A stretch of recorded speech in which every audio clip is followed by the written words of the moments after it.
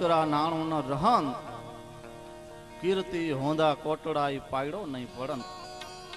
વધુ સમય ન લેતા એક પ્રસંગ યાદ કરી, પ્રસંગની વાત કરી અને મારે પણ ભીખુદાનભાઈને સાંભળવા છે.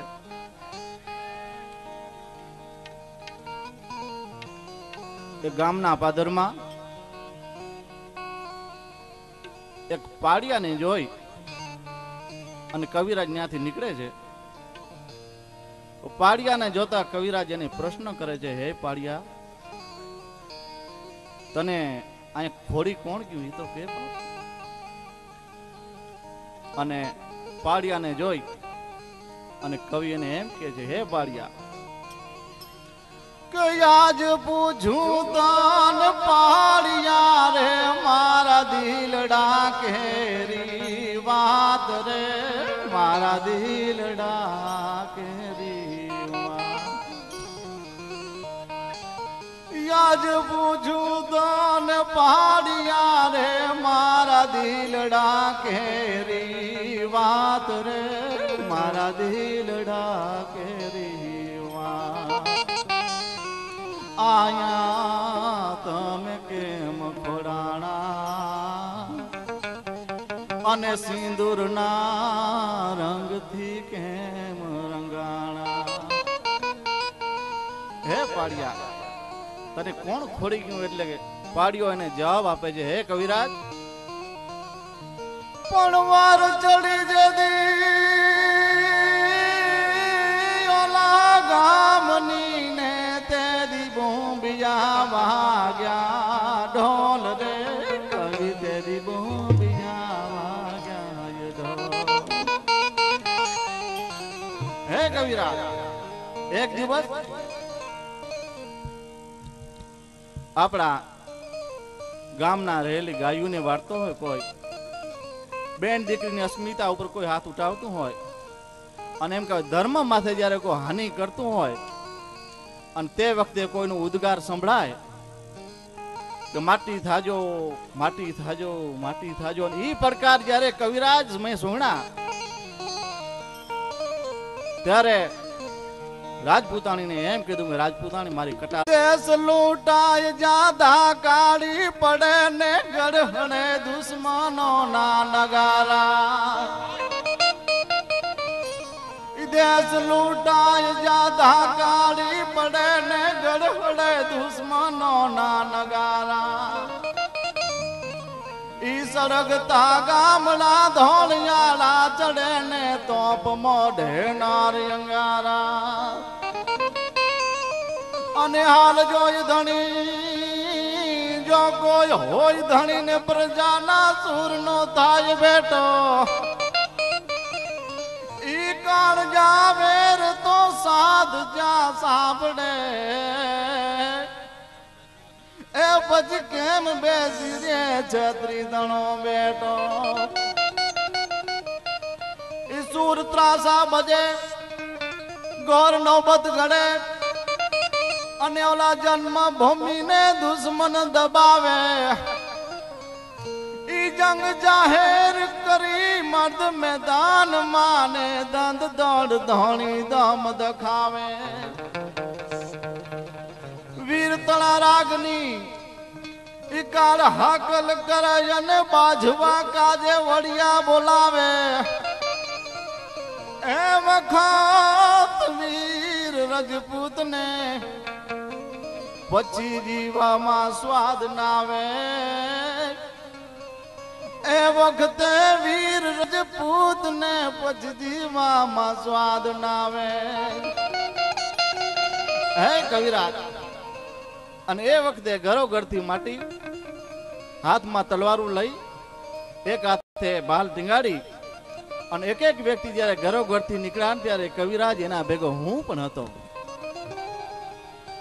એ વખતે કવિરાજ હું એના ભેગો હતો, પણ મારું કહેવાનો અર્થ એ થાય છે, પાડિયો એમ કે છે કે જે દિયાવાર ચડી એ ગામની ને તેદી બોમ્બિયા વાગ્યા ઢોલ રે, કવિ તેદી બોમ્બિયા વાગ્યા ઢોલ. એ ખાંડાના ખેલ ખેલાણા અને એથી અમે જાય ખોડાણા. હે કવિરાજ, એ પછી રણ મેદાનમાં સમ્રાગણની માલિકો શહીદ થઈ અને અહીંયા ખોડાણા ત્યારે કવિ એમ કહે છે હજી એક મારે પ્રશ્ન કરવો છે. શું કે છે કવિરાજ? તમને ખોડાણા તો ઠીક, પણ તમને આ લાલ રંગથી રંગી કોણ ગયું એ તો કે બાપ. તમે ખોડાણા રણ મેદાનની માલિકો સમ્રાગણની માલિકો એમ કે શહીદ થઈ અને ખોડાયા પછી તમને લાલ રંગથી રંગી કોણ ગયું? ત્યારે પાડ્યો એમ કે હે કવિરાજ, હવે પૂછીશ માં કારણ. મને મારું ભૂતકાળ મને યાદ આવે છે કે હવે જાજુ તું પૂછ મારે કવિ મને કરવા દે વિશ્રામ રે. આયા મને કરવા દે વિશ્રામ. હે કવિરાજ, જાજુ પૂછમાં હવે મારું ભૂતકાળ મને યાદ આવે છે. કારણ કે જાજુ તું હવે પૂછ મારે કવિ મને કરવા દે વિશ્રામ રે. મને કરવા દે વિશ્રામ. હે કવિરાજ, જે દિવસે રાજપૂતાણી પાસે મેં કટાર માંગી તે રાજપૂતાણીએ કટાર સોંપતા મને એમ કીધું હતું પણ કામરજો ને કામરજો અને ઓલા પીઠ ન દેજો લગાર.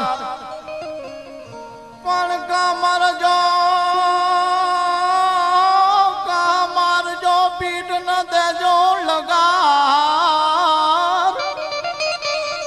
કામરજો અને કામરજો ને પીઠ ન દેજો લગાર. પણ મારી સયરું મેણા બોલશે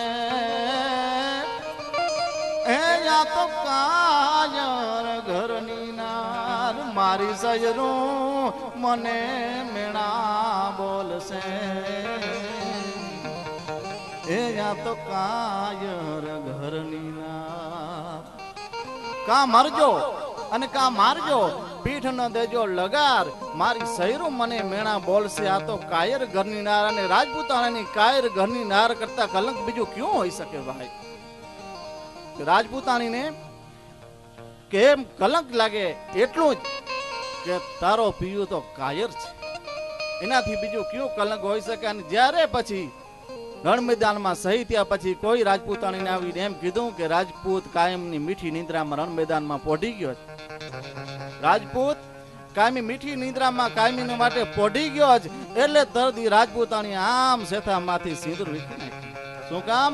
કે આ સેતો હવે મારા માથે નથી, આ તો સમ્રાગણના પાડિયા માથે થઈ ચડાવવાનો સિંદૂર છે. હવે આ સેતો મારો સૌભાગ્ય નથી. કે હવે જાજુ તું એ પૂછ મારે કવિ મને કરવા દે વિશ્રામ રે. આયા મને કરવા દે વિશ્રામ. કઈક સે થાના સિંદૂર વિખાણા એને રંગ યમ રંગાણા. એ કઈક સે થાના સિંદૂર ભીખાણા એને રંગ યમ રંગાણા. આપણે પરસોત્તમ ભરી બાપુ એક એક કડીકમાં આર્તનાદ હતો, એનો ભજનનો આર્તનાદ. અને તુલસીદાસજી એમ કીધું કે આર્તનાદ છે આત્માના સિંહાસનને હલાવી દે છે. કારણ કે મંત્ર જાપ દ્રઢ વિશ્વાસા સોયે હરિ રસ વેદ પ્રકાશા. મંત્ર જાપ દ્રઢ વિશ્વાસા અને સોય હરિ રસ વેદ પ્રકાશા. એમ કરતા તુલસીદાસ બીજું એમ કહે છે કે હે જીવ, હવે તું શિવની ગતિને પામી લે. હવે તું રામમય બની જા. કે પ્રણવ પરિજાના સાહિતા બિદે હો જાય રામ પદ ગુડ સ્નેહુ પ્રૌનવ પરિજન સહિત વિદેહુ જાય રામ પદ કે ગુડ સ્નેહુ અને યવાન જવાર ન કાયે બલકાવા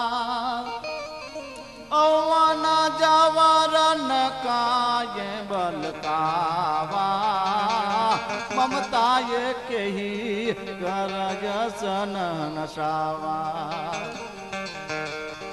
ભજનો દુઆ છંદ લોકગીતો અને મરસિયા સહિત એક આર્તનાદ છે અને આર્તનાદ એ બ્રહ્મ છે અને એ બ્રહ્મનો અવાજ જ્યારે મને તમને તમારે કાને પહોંચે ત્યારે એમ કહેવાય અંતે આ જે પાડિયા થઈ ગયેલો હોય રણ મેદાનમાં સહીકોર થઈ શહીદ થઈ ગયા હોય એના માટે અને એક એક કડીને એક એક ભજનને પોતાનામાં ઉતારી અને જીવન જીવ્યાના પ્રમાણ છે એ મોટી વસ્તુ છે એટલા માટે આ જીવ છે તુલસીદાસ એમ કહે છે કે હે જીવ તું નાશવંત છે કાયમ રહેનારો નથી કાયમ કોણ રહેશે કે નામ રોહંદા ઠકરા ને નાનું ન રહન એ કીર્તિ હોંદા કોટડા પાયડો નહીં પડંત આ જીવ છે નાશવંત છે પણ એના જે દાતારીના પગલા છે